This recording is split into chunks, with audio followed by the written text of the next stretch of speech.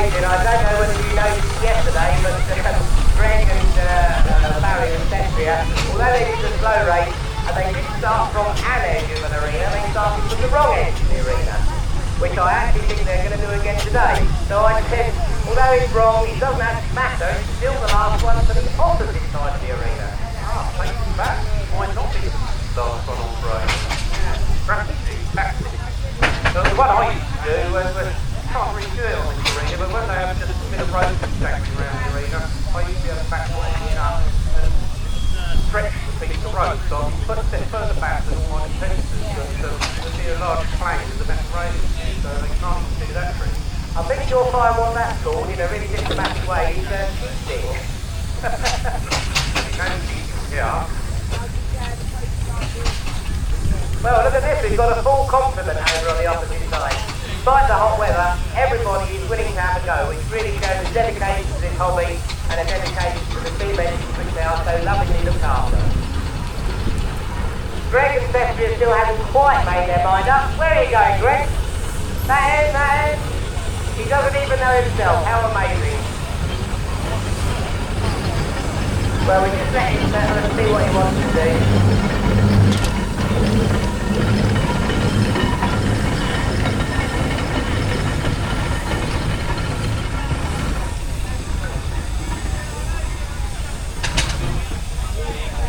Well, I hope Greg's not going to go across the arena because it's the shortest route.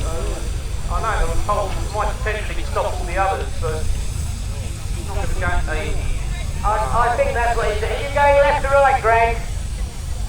Well, that is one special guy. He's my favourite. So what we have to do is see what engine drivers are paying attention. So if everybody's ready, give us a whistle.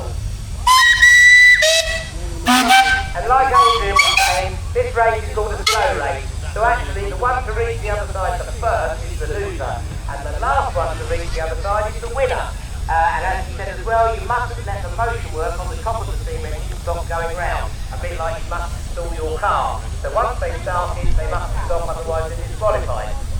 This game, it all sounds very official, but you'll also notice that the local steam engine club, Skullduggery team, with their wooden blocks over here, if they chuck a wooden block under another engine, that will really make it difficult for them to not stall it, and they'll have to power up over it or reverse away from it or something. So there's a lot of skullduggery and scallywagging goes on in this game. By the end, we'll probably find that all the rules have completely and utterly gone out the window, which still nonetheless gives a good impression of what a fun time we all have here. So okay, engine drivers, after 3, the last one to the opposite side of the arena is the winner without stalling. 1, 2, 3, go! So first away is Greg, although he hasn't moved, he's probably putting it in neutral and he's just running the motion work. Really first away is Pensioner over in the corner, closely followed by Broyle and Southern Queen. Now Team Aveling and Porter on this side of the field is doing a wonderful job. Steam bowlers are naturally talented in going slowly, but to keep them going slowly with some those idiots putting wooden blocks under their wheels is a lot harder than you think. So watch out for the sabotage. That's the word, sabotage. Just watching the shuttle tractor at the moment. I don't know if the motion stopped or not on it. Oh, it's definitely going to stop now. I thought maybe sort of keep it all rocking there while he had a block under his back, but evidently he's stopped. It's quite fortuitous for Pensioner, wanting to see his agricultural, because that allows his engine and gas to go around Greg. Greg, who of course works control, he picked up on the fact that the motion must have stopped, and he's playing carry game of just putting his neutral. You're 100% correct, but Greg still has to reach the opposite side of the arena, which despite the motion work going round, he hasn't actually moved 1 inch. Oh, Max has just stopped Pensioner there. A valiant effort, but that flywheel did stop going round, so that's another one disqualified. How many are we down to, Adrian? We've lost 2, haven't we? If we include Greg, we've got 6 versus each trip. I mean, you go from neutral to engaging gear. These engines haven't got synchronous gear gearbox like your cars. Or perhaps You generally don't have a clutch. They don't have a clutch. So you generally have to stop the engine before engaging gear. Otherwise there's a jolly good plane when the gears engage. But it can be done, but I don't think it'd be a wise manoeuvre.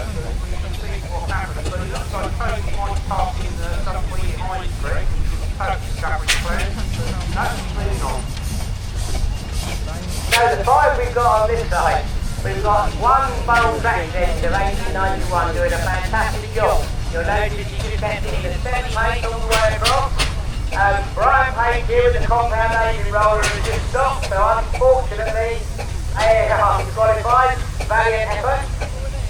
My own team roller Polly here has been creeping his way across the field without realising, but he's still ahead of the other two. Dumpy has just stopped here with lovely aiming, so that's disqualified. But actually in the lead, despite being last, is this wonderful steamroller here, owned by Austin Hawkins.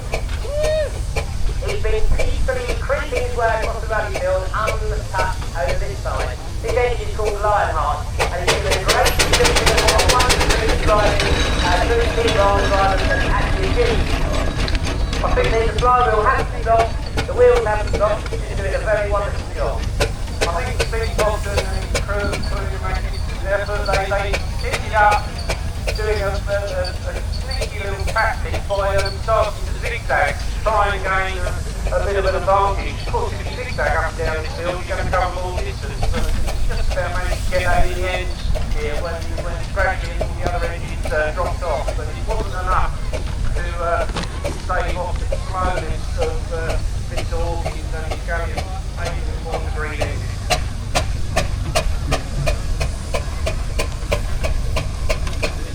So, ladies and gentlemen, I think that after all of that, we're going to award the winner to Austin Hawkins and Lionheart. How about a big round of applause for some wonderful female we're driving?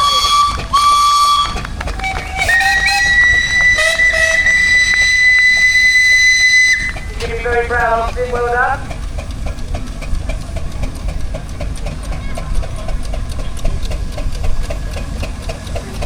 Stewards inquiry they're asking for, Barry. What appears to be the problem with this?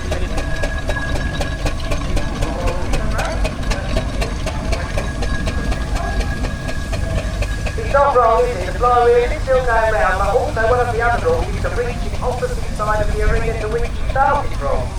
And how have you achieved that, Barry? I think he's lying, ladies and gentlemen. What do you think? He's making it all up.